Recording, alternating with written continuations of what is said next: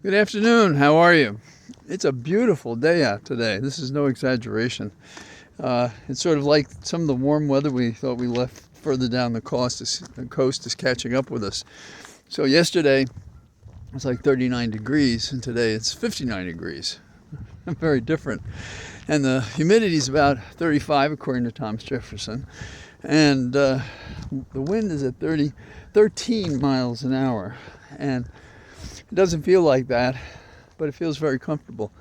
And the sun is lower in the sky because I'm doing this mid-afternoon, a break in listening to the replays on C-SPAN of the talking heads saying different and crazy things. There's an old expression, I believe James Joyce is the author of it, in which it talks about life as a nightmare from which I cannot awake. And there are hints of this, tastes of this we have.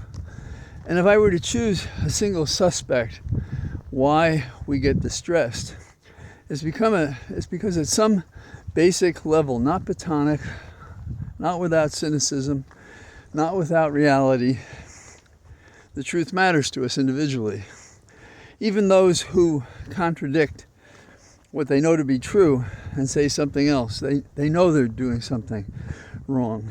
But in our criminal and political system, there's almost nothing that can sustain one or hurt one more than either hearing and believing the truth as opposed to suffering lies and untruths, ignoring science.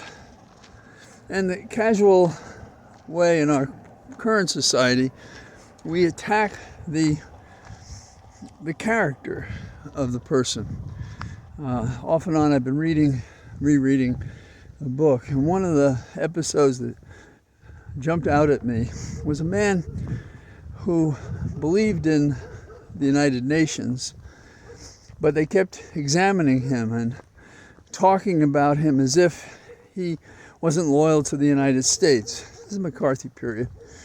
And he got so depressed because this image they were casting on him was so different than who he was. And he could not sustain his fight against the overpowering, ubiquitous attacks on him. And at the same time, Roy Cohn, among others, was saying, "Oh, we don't know that he's done anything wrong. We just have some questions for him. We just want to ask him about his associates." And his wife was quite attuned to his problems, and she did everything she could to protect him. And she took him to a doctor, and she just couldn't shake this depression on him. And in a conversation one day, he was telling her that he just couldn't go on. He didn't know how he could go on. And she grabbed him to hold him, both affectionately, but to restrain him from what she feared he might do. And she had no idea what it was. And they struggled like this across their apartment. And finally he picked himself up to the window, and she grabbed it at him and struggled with him and held him. And she couldn't stop him from throwing himself out the window and falling to the pavement below. The kind of stuff we see in B movies. This is true life. And when people came to her, said she so couldn't believe it that she wanted to go see him because he might still be alive. Her devotion, her love, her caring for him was extraordinary.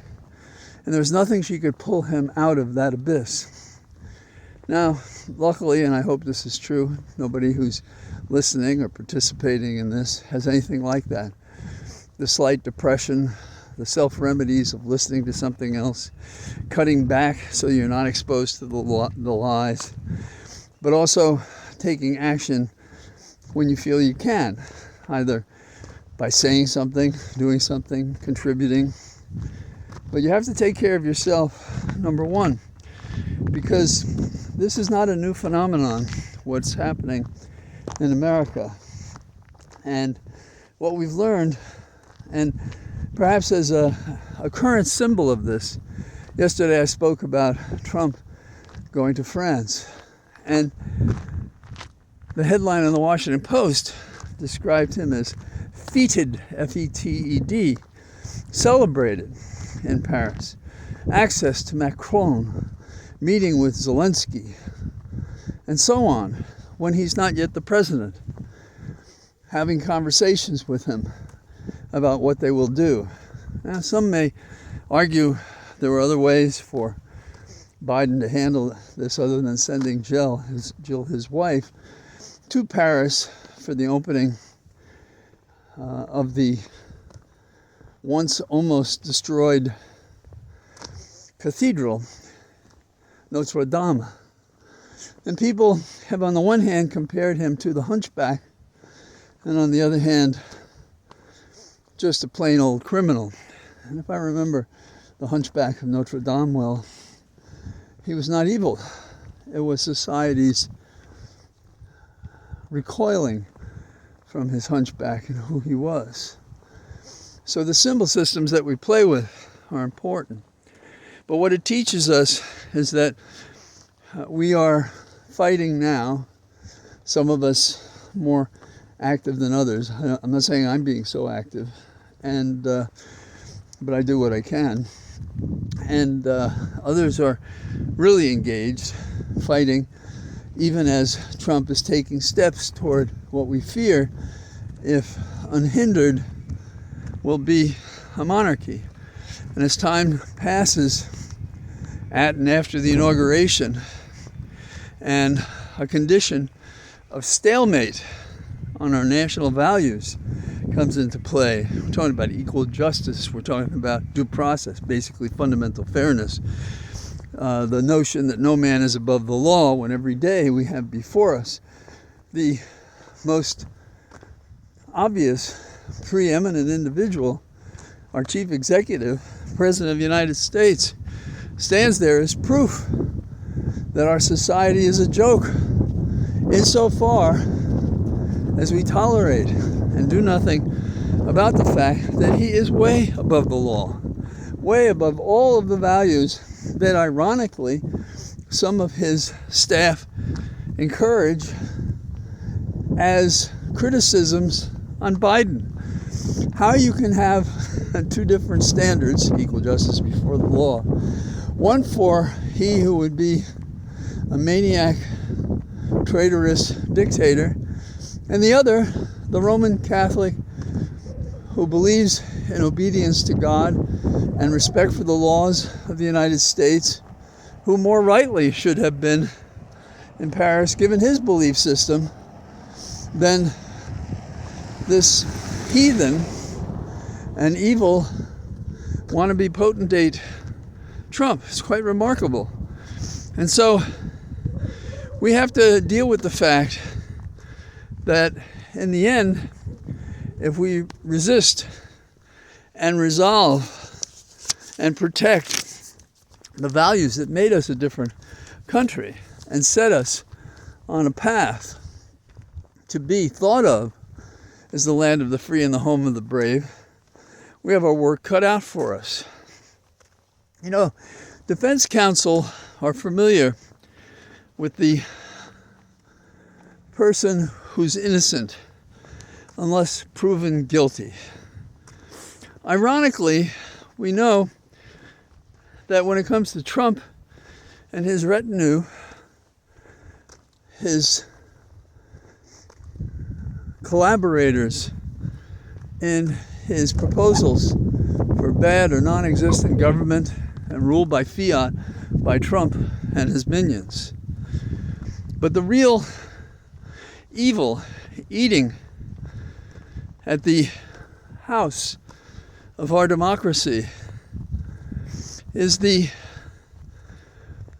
threatened political slanders, and that a person is guilty until proven innocent, which is the illustrative instance I was describing of a man who believed in the United Nations, as others before him. Wilson had believed in League of Nations. And what they wanted to do was to cut that off, to make it the case that we compromised our sovereignty. Not at all. And so there were people before and now who seek, and Trump is among these, who seek to have America stand alone against the world. If there was a time that could be done, it is long past. We're in a very different place now. And we have to supersede the prejudice and fear and collective coercion, which we see all around us. We'll see it from members of the political class. We'll see it from some judges, holdovers on the courts. We will see it in what passes for news. Some will be stars, others will not.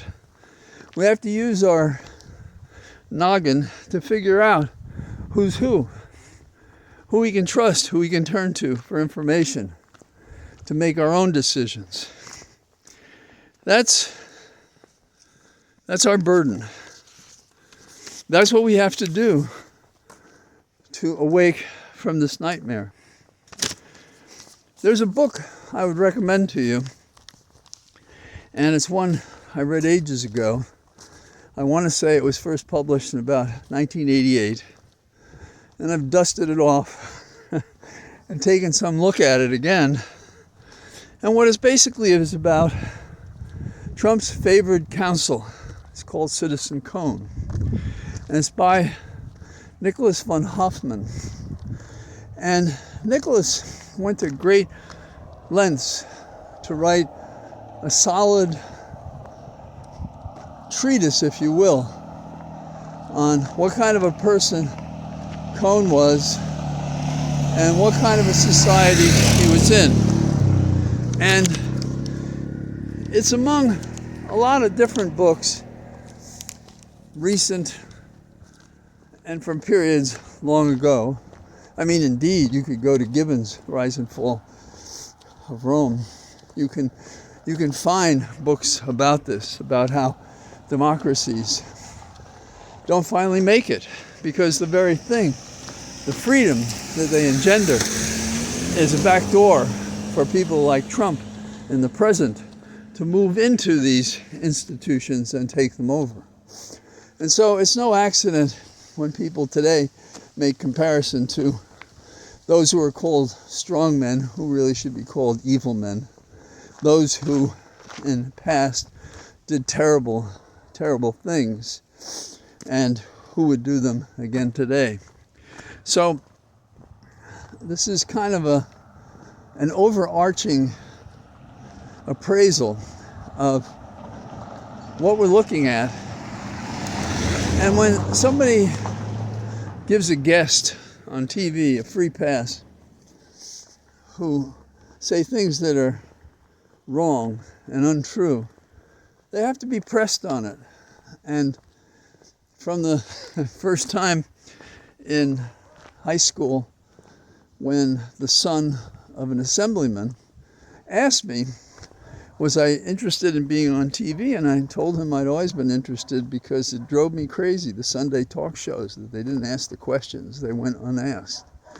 And so when I got the opportunity, I studied up on the guest that we were going to be focusing on. And when they came to me, I raised these questions. And there's a lot of ducking and avoiding, and I wasn't invited back again. Because the unwritten rule is they don't come on if you ask the really tough questions, I guess. And it's an art form for some to find a space between absolute transparency to truth and a somewhat guarded version that gives a person who should be scrutinized more carefully a window to crawl out of rather than to jump to their death. So that's kind of my thinking today. They're fascinating stories, not having to do necessarily with the challenges to our republic.